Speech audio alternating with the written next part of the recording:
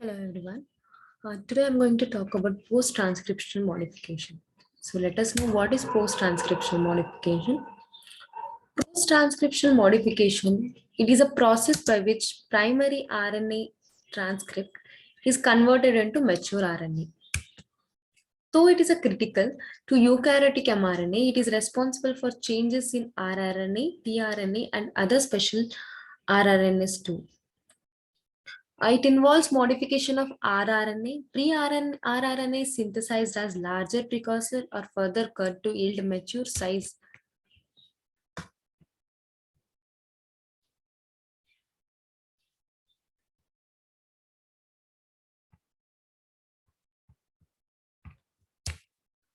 Mature size mature size rRNA. Modification of SNORNA, it is like large SNORNA precursors are cleaved and attacked upon ribonucleus to produce functional SNORNA. Modification of mRNA, it is a conversion of pre-mRNA to mature mRNA. It includes addition of 5' cap and third end polyadenylation and splicing. What is the significance of post-transcriptional modification? It helps the mRNA molecule to be recognized by the molecules that mediate RNA translation into proteins.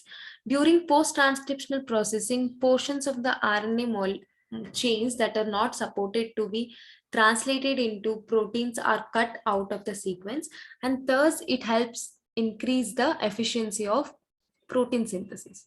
Post-transcriptional modifications of RNA and SNORNA also plays major important roles. So now let us talk about mRNA processing. That is, primary mRNA is processed first and then transported into cytoplasm. It complete and regulated degradation. Three main steps in the mRNA processing, which occurs in the nucleus. 5' cap, addition of 5' cap, and the poly A tail at third prime end, and splicing. So first let us talk about addition of 5' cap. So 5' cap is a residue of 7-methyl guanosine. It protects the mRNA from ribonucleases. The cap is added after the first 20 to 30 nucleotides of mRNA that have been synthesized. It is linked to the fifth terminal residue of the mRNA by an unusual 5' triphosphate linkage. Instead of 3' to 5' linkage, this terminal group is known as cap. So it contains main 3 steps. After completion of transcription, the fifth end of a RNA transcript carries a free triphosphate group since it was first incorporated nucleotide in the chain. The capping process replaces the triphosphate group with another structure called the cap.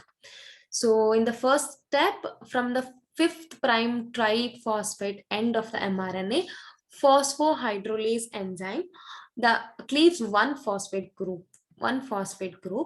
In the second step, guanyl transferase come into the picture, which will cleave two phosphate bonds from the guanosine residue, that is GTP, and form an unusual 5' to 5' triphosphate bond with the fifth end of the mRNA with 2-phosphate. So next, third step is methyl transferase. As it will be added, as methyl group is added to the 7th position of the guanine base, the enzyme is known as guanine 7-methyl transferase. And this methyl group is derived from S-adenosine methionine. So it is written as ADO meth. So this methyl group sometimes also added at the 2OH of the nucleotides adjacent to the cap, and this addition of 2OH of the nucleotides at the adjacent is done by the enzyme 2'O-methyl transferase, and at last you'll get at the fifth prime end of the RNA, it will be with the cap. And this is the process. As I told, one of the three phosphate at the fifth end of the mRNA is removed, and this removal is done by um, phosphohydrolase. And next, a guanine nucleotide is added with its phosphate. It is through guanyl transferase. Next, methyl groups are added to the seventh position of the base of the terminal new guanine nucleotide by the help of enzyme guanine 7 methyl transferase. Methylation takes place, and the last step would be the methyl transferase also adds and that to the second position of the sugar in the second and third nucleotide. The base of the initial nucleotide also may be methylated. Next is addition of poly A tail. Poly A tail at the third 3' end of mature mRNA string of 80 to 200 adenine residues.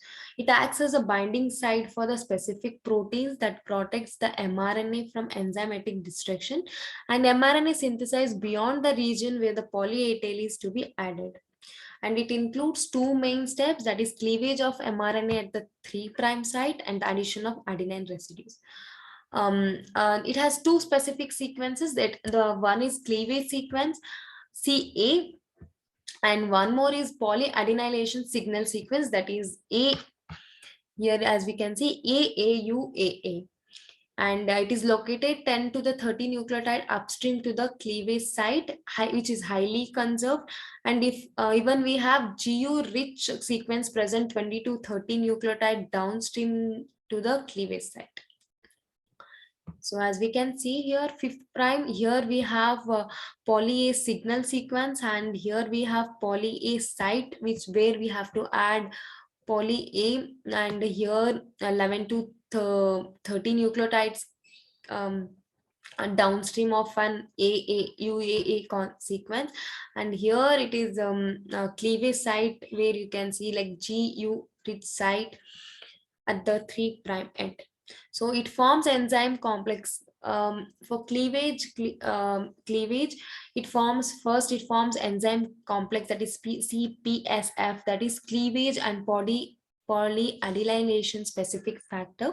This enzyme includes an endonuclease, a polyadenylated polymerase, and several other multi-subunit proteins involved.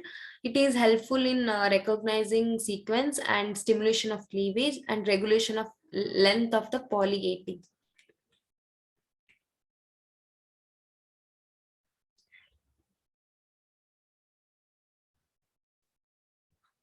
So the addition of adenine nucleotides takes place at the 3' end of the pre-mRNA, which generates the poly A type.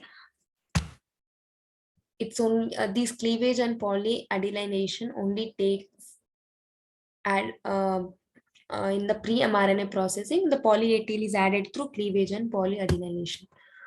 So as I explained, same thing is here. And a sequence rich in US or GS or US is typically downstream of the cleavage site, and at the cleavage site as many as 250 nucleotides are added following a complex process with the help of some factors. Next, coming to splicing, removal of introns from the primary mRNA transcript is known as RNA splicing. It has exon intron, and splicing occurs in the nucleus following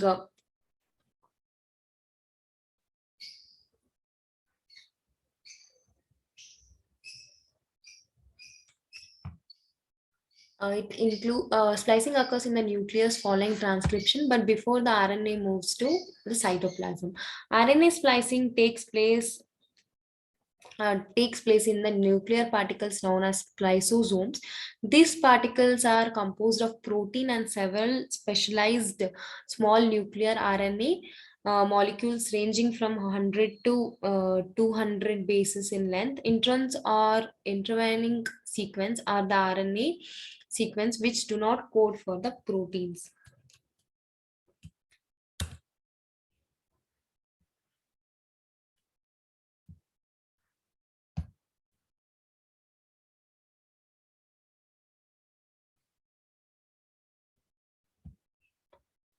This is the mechanism how RNA splicing is going to take place. These introns are removed from the transcript in the nucleus. Exons are ligated to form mRNA molecule. mRNA molecule. The molecular machine that helps in task of splicing is known as spliceosome, and it also involves small nuclear RNA molecules that recognize splice sites. And these introns are released as a layered structure, which is then degraded. The exon portions of mRNA is translated into a protein. These are the coding portions of mRNA molecule. RNA splicing mainly occurs after the complete synthesis and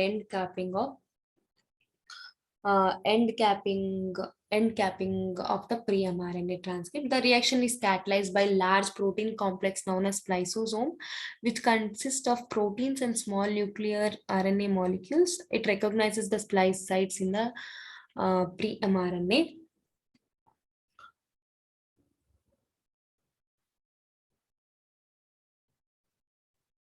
Spliceosome comprises about 150 proteins and 5 RNAs and is similar in size with ribosomes. Many functions of our spliceosomes are carried out by RNAs rather by proteins. 5 RNAs, that is U1, U2, U4, U5, and U6, are collectively called small nuclear RNAs with the size in the range of 100 to 300 base pairs long, and complex to small nuclear ribonuclear proteins.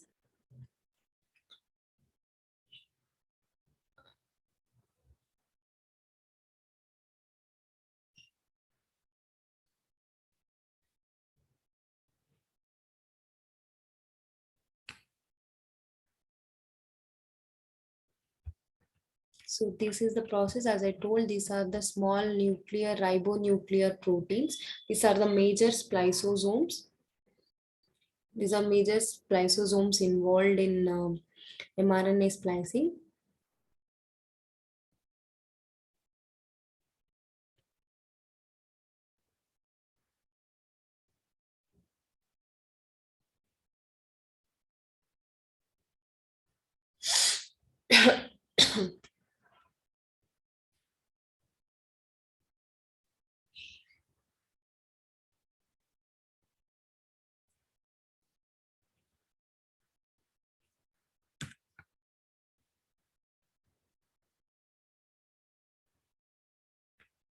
So now let us talk about the process. So U1 snRNA sequence is complementary to 5' splice site consequences sequence.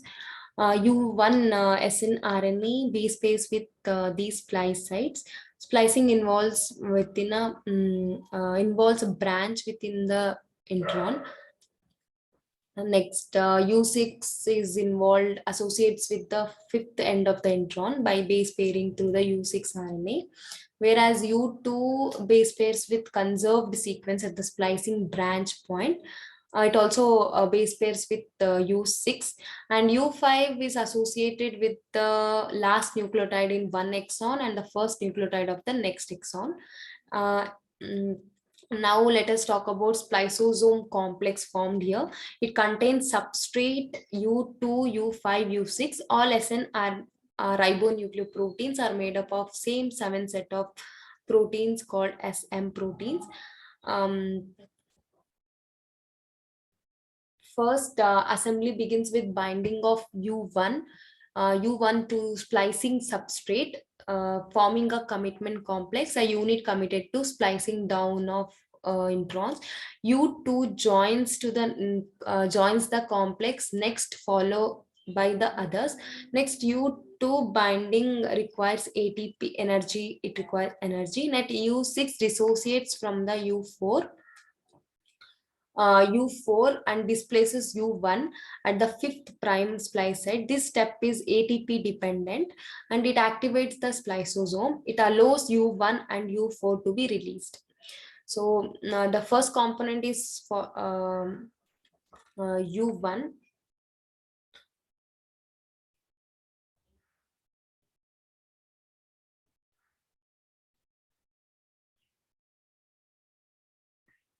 intron bridging protein-protein interaction also takes place here.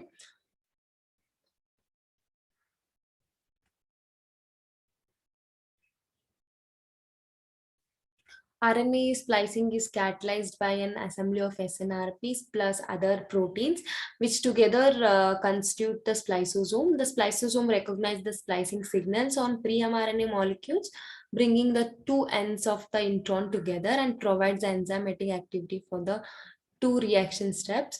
The first branch point site is first recognized by the BBP, that is branch point binding protein, and U2AF, a helper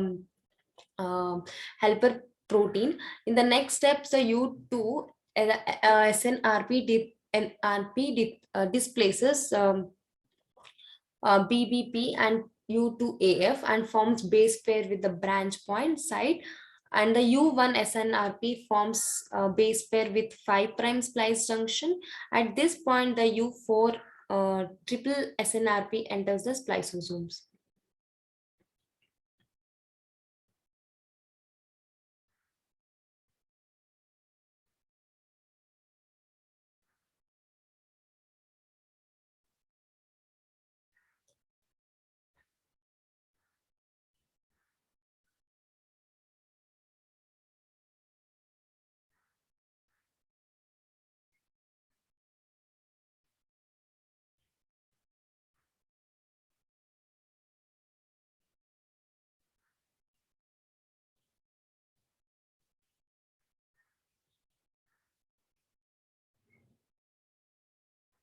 And it occurs by two nuclear splicing, occurs by two transesterification reaction in which free OH groups attacks the phosphodiester bond, and excise intron sequence is in the form of Larrett structure,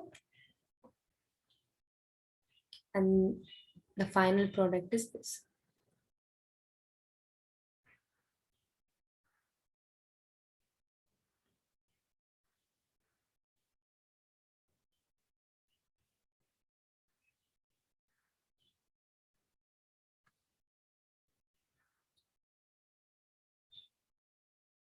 After the Larrett formation, this Larrett formation, introns are released.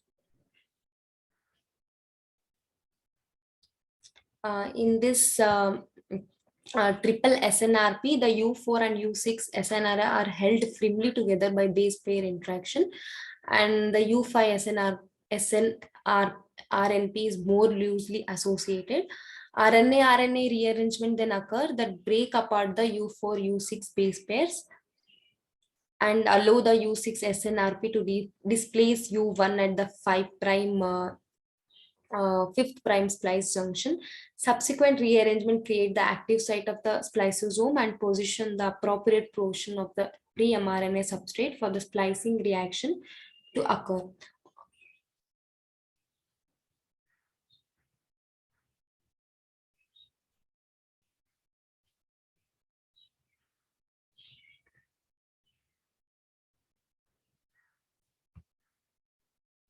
Next is alternative splicing. Alternative splicing, or it is also called as alternative RNA splicing or differential splicing. It is an alternative splicing process during gene expression that allows a single gene to a single gene to code for multiple proteins. In this process, particular exons of a gene may be included within or excluded from the final process messenger mRNA produced from that gene. This means the exons are joined in different combination. The protein translated from alternatively spliced mRNA will contain differences in their amino acid sequence and often in their biological functions. Alternative patterns of RNA splicing is adapted for synthesis of tissue-specific proteins, that is antibodies. This produces multiple variations of mRNA multiple multiple variations of mRNA, and thus diverse sets of proteins can be synthesized. It occurs as normal phenomenon in eukaryotes. Internal RNA segments that are removed are named introns.